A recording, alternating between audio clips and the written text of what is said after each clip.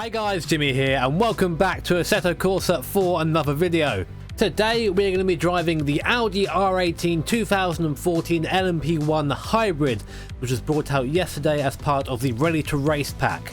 Now this 2014 Audi was actually the last one to win Le Mans, which is quite sad now obviously considering that the Audi is no longer part of the World Endurance Championship, but it's really cool to have it here in the sim because it means now we have the three big prototypes in Assetto Corsa.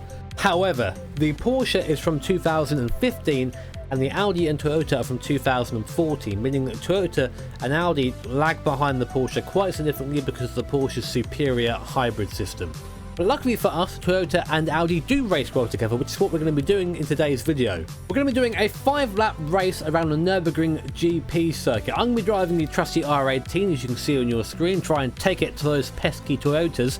And there are 24 cars in this grid, including myself, which means this is going to be the largest ever LMP1 grid that's ever been fielded for a race. Fantastic. And now that I've shut my blinds, you can probably see that I've got some nice new, really cool OMP racing gloves.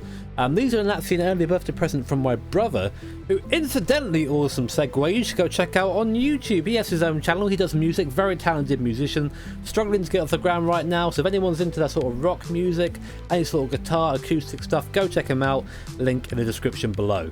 So on board then, in our turbo diesel hybrid tractor, waiting for those lights to come on, maximum revs, let the forward drive do the work, and there we go!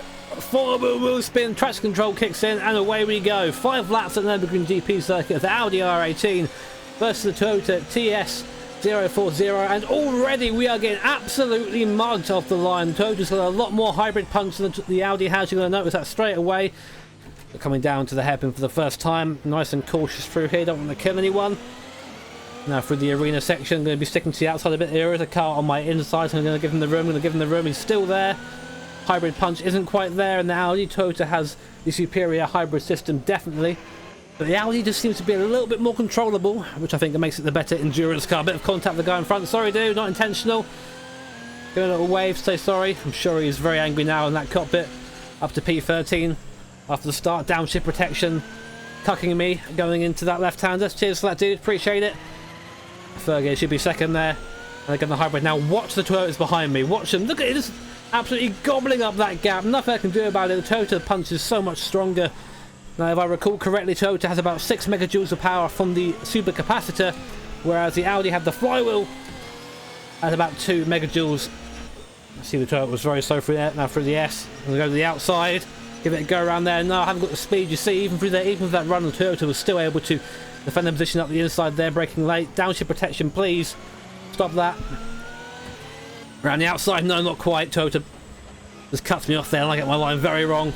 Using currently the high reserve function because already you need to go between, oh Jesus, double shifted there. You need to go between high preserve and high aggressive, but I haven't got any buttons on my wheel right now, so I'm having to sort of, oh hell, levy brake.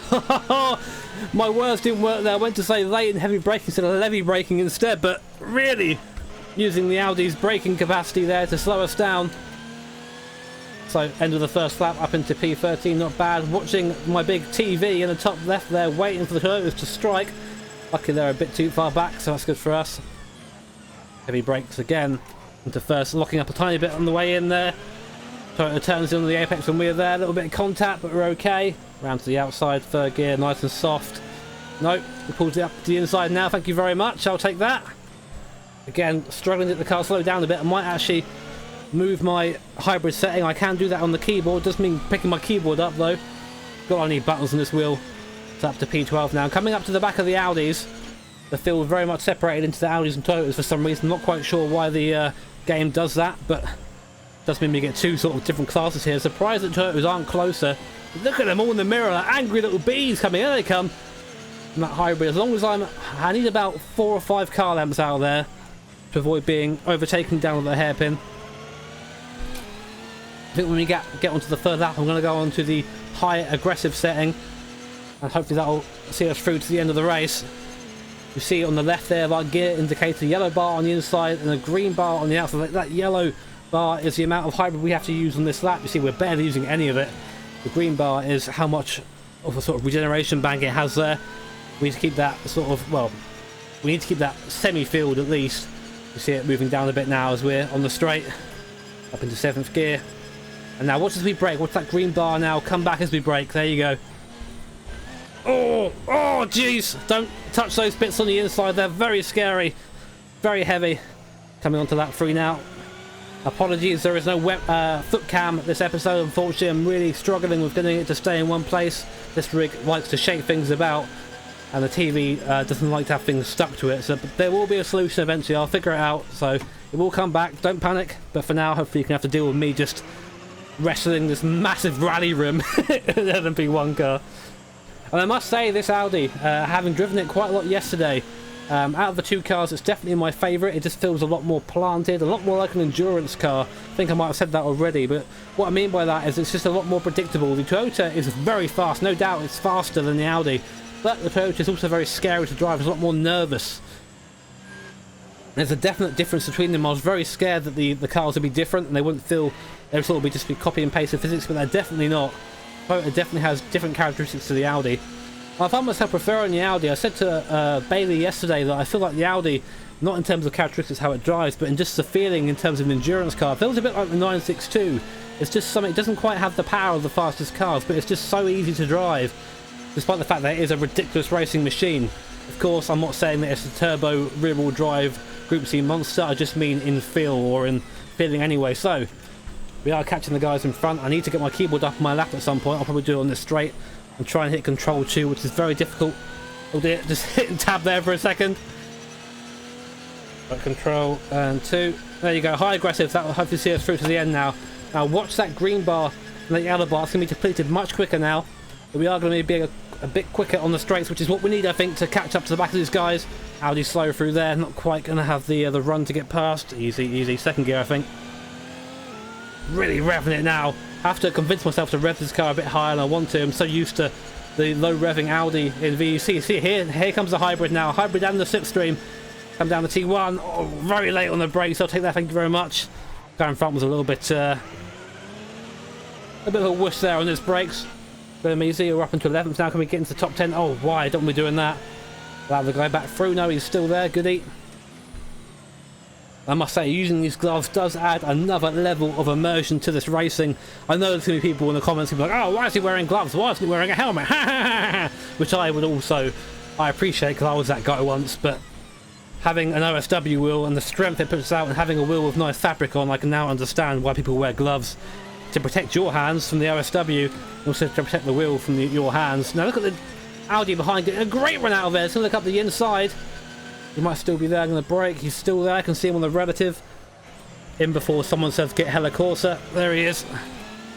Did we get a better run out of there? He must be on the hot lap mode, because I just can't get close to him. Unfortunately, something else I can't do as well, of course, is have the hybrid override, which I tried setting to my clutch before the race, but the game just did not want to allow it up the inside, side by side, giving him a bit of room though, forcing him a bit out wide there. He's still there. Got to give him room. Can't. They got a bit of contact side by side, but we're through. He's still there. He's still on the right. No, we just about got past now. And here come the Toyotas. Toyotas are now starting to catch up to the back of the Audi. You can see our hybrid is starting to really get low now. I've only got one more lap though to go through. Oh, really just muscling the curbs over there. Up into 11th place, or still 11th place. Come on, we can get in this top 10. I must say, driving a P1 hybrid with a sequential shifter, which isn't on the wheel, is very difficult. Especially when you go into the first hairpin, I'm having to control the entirety of the wheel with just my left hand. Contact there on the inside. Try to go as wide as I can. Actually, I think I just got spat out by the curb there a bit. He was actually quite wide. Now having this, I can feel quite easily the difference between this setting on the hybrid and the Preserve. I'm just having more punch out of each corner. And I've got to say, the hybrid sounds in this car are absolutely fantastic. It's just a shame about the actual noises, the actual engine noises in the Assetto Corsa. The Toyota sounds awful, in my opinion. It sounds really bad. I'm really hoping that Mr. Fonseca gets his dirty hands on these cars and gives us a better engine sound, because I know the Audi doesn't sound particularly great in real life, but it doesn't sound like this, you know. Behind me is the guy in 12th, really just throwing it over the curbs. This is my chance to gain through here.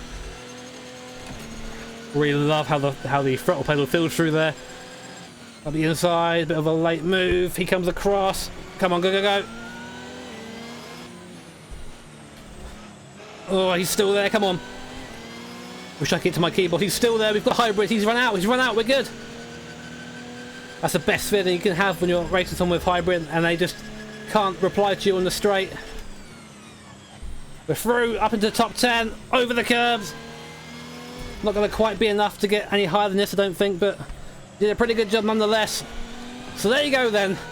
5 laps at an Evergreen GP circuit. Not going to quite get him on the line. We come 10th position.